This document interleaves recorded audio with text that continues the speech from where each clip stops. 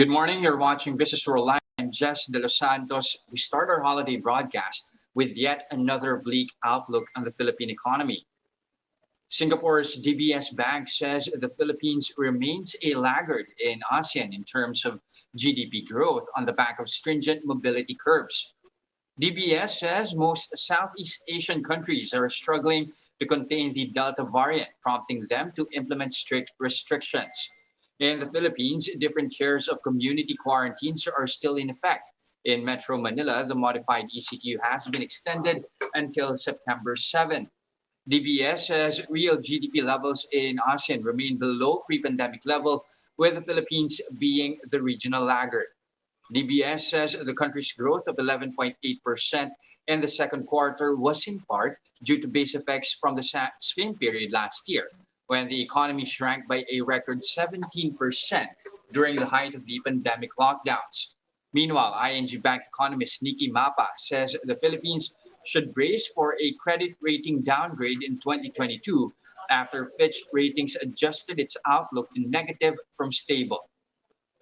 Mapa says that in case growth momentum stall and fiscal external metric deteriorate further over the next few months, the Philippines may be in line for a foreign currency credit rating downgrade by July 2022. Now, the government aims to start the construction of a China-funded rail line from Calamba, Laguna to Daraga, Albay by March next year. The 142 billion peso design and build contract of the Calamba-Daraga segment of the PNR South Long Haul project is targeted for awarding in October.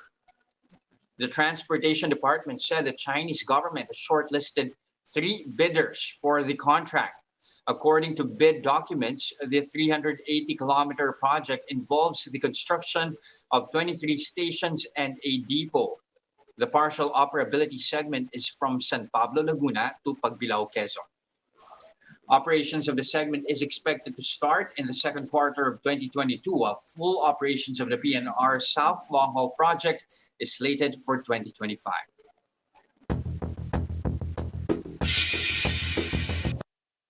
Okay, we are on a trading pause today as the country observes National Heroes Day, but Friday last week we saw shares inch lower by 0.5%, cutting a 2-day rally. As you can see here, the PSEI at 6,786. So that's still enough to actually end on a high note. We did end last week with a 3% climb, but such gains are unusual during Ghost Month, says PNB Securities' Darren Pangan. He says movement for the coming months will depend largely on the COVID situation in the country. The latest of which is that, again, Metro Manila will retain its MECQ status until September 7. Elsewhere in Asia, trading is already underway with major regional indices starting the day on a good note. That's keeping pace with that record close on Wall Street ahead of Fed Chair Jerome Powell's Jackson Hole speech after he signaled a gradual easing of pandemic-induced policy support. Now, shares are gaining at least, as you can see right here, Japanese shares are in the green. The Topix is up 0.6%. The Nikkei likewise also in the green by 0.33%. There's also here, you have Kospi on a good note as well here, up 0.1% for the Kospi. However, Australian shares here swinging between gains and losses. Earlier in the day, it was in the green, but as you can see right now, it's down by 0.1%.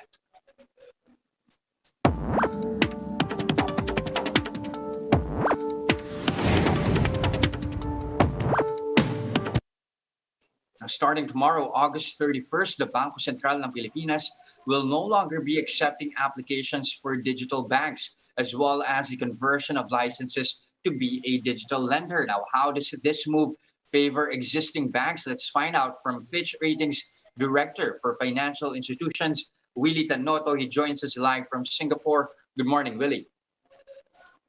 Good morning, Jess. Hi. All right, good. So again, at most, licenses for digital banks here in the Philippines will be limited to 7. I mean, 5 already been approved. You have 2 that's still up for evaluation. Is that amount or is that number enough to actually advance innovation and financial inclusion through digital banking? Yes, I think so. In disrupting the banking sector was never about the quantity of new digital banks, but their quality and what value these banks can bring to the table. So if a bank has a revolutionary new product that closes inefficiencies or benefits consumers, it is already capable of disrupting the status quo, and you do not need many different banks to do that. So rather than having, say, 30 banks, each one with a 1 billion pesos in capital, I think having, say, three new entrants, each with 10 billion to invest, is more likely to challenge the incumbents and bring about change. So remember, in a digital banking model, you may have a very low marginal cost of servicing an additional customer, but there's still a basic fixed cost. So you will need to attain a minimum scale for the business to be viable.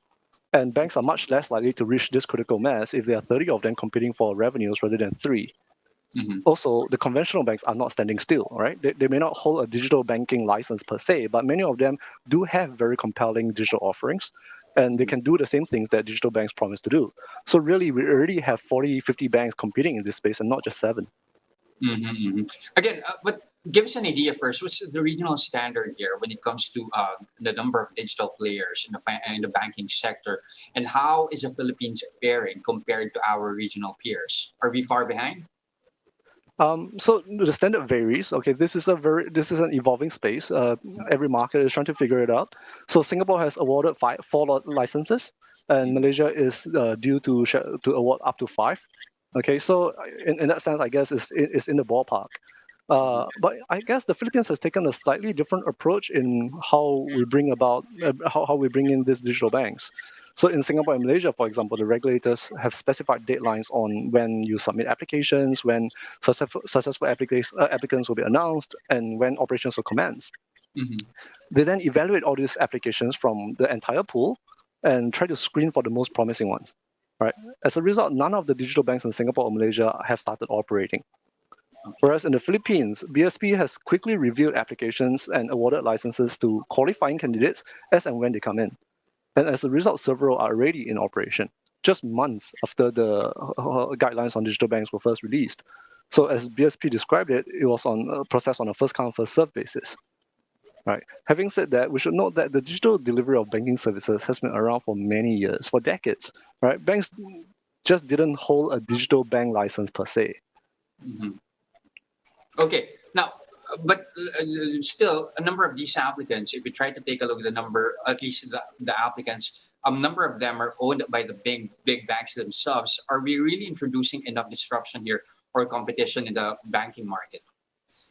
So again, I think it is about the kind of process and the kind of product that they can bring to the table. The ownership is only a consideration. Whether you set up a subsidiary and do a wholly digital model, or you continue with a conventional banking model, but emphasize more on digital delivery, such that you have a hybrid model, the total amount of competition introduced by the existing banks is about the same, right? It is the introduction of whole new players with a whole new different way of doing things that might spur the competition and innovation. Mm-hmm. Now, you mentioned earlier that at least the process here in the Philippines is fast track compared to our other markets here in the region, like Singapore and Malaysia. Is what level of assurance at least can consumers get or possible clients get when it comes to security in digital banking? So I think the primary consideration for all regulators is that none of this should disrupt financial stability. Consumer rights must be protected. So the actual enforcement may vary, but the framework for setting these things up are there. They are well established, is well thought through. I don't think fast tracking it necessarily means it's any weaker. Okay. Now, how is the Philippines in terms of being an attractive location for digital banks? It is very attractive, I think. So we have identified the Philippines, Indonesia, and Vietnam as the more attractive markets in Southeast Asia for a few clear reasons. Number one, the unbanked population is very large. That there is therefore a lot of space for growth. Okay. Number two, the GDP growth is growing. Personal incomes are rising. There's this higher propensity for people to adopt digital banking and having the demand for financial services in the first place. And three, we have a lot of different initiatives and progress being done on the non-banking fronts, right? From the national ID system to financial literacy and consumer education efforts, to even basic things like mobile connectivity and ability for the infrastructure to support digital banking. So I would say that the Philippines is a very promising market. Mhm. Now, question is, what would make a digital bank successful for a market like the Philippines? So we think there are a couple of ingredients. For a digital bank to be, it is our opinion that many of the conventional banks are in a very strong position to compete. Mhm. They have the scale, they have the capital resources, and just as an example, the three largest banks in the Philippines have equity of what 500 billion pesos. The new digital banks are coming in with a couple of billion, right? Mhm. So the difference in scale is large. So we think the ingredients that will make a digital bank more likely to succeed include one, the capital resources to invest and tide over the break even period in the initial few years.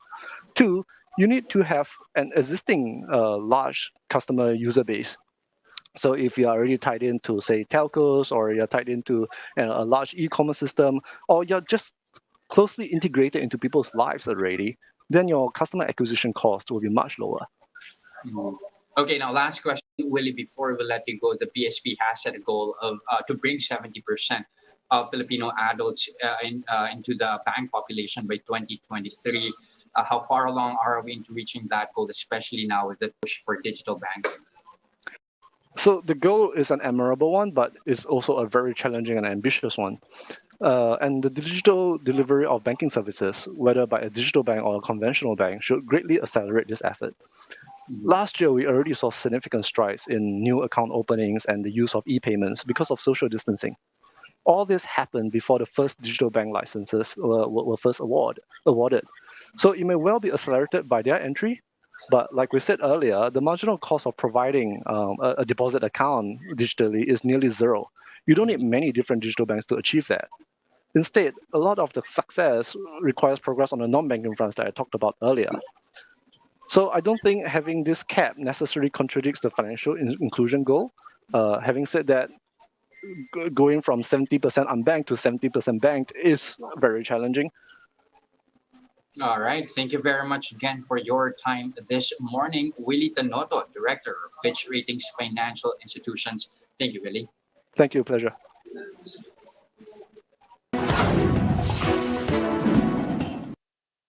Here are the other headlines we're keeping our eyes on. World Bank Group member IFC is ramping up investments in East Asia and the Pacific to as much as $5 billion. That's in order to help the region bounce back from the pandemic and combat climate change. If realized, this means that the World Bank's private sector arm will exceed its record high commitments of $3.8 billion in the previous fiscal year. On top of this, the IFC aims to grow its investments in the Philippines after investing $399 million across four local companies in the past fiscal year. It is also planning to finance more climate related projects in the Philippines since it is one of the most disaster prone nations and most exposed to the impact of climate change. Among the projects the IFC is looking to fund in the country include financial inclusion, infrastructure, and human capital development programs. Now, domestic tourism will likely start to recover as early as next year, but the rebound of foreign travel will have to wait until 2024.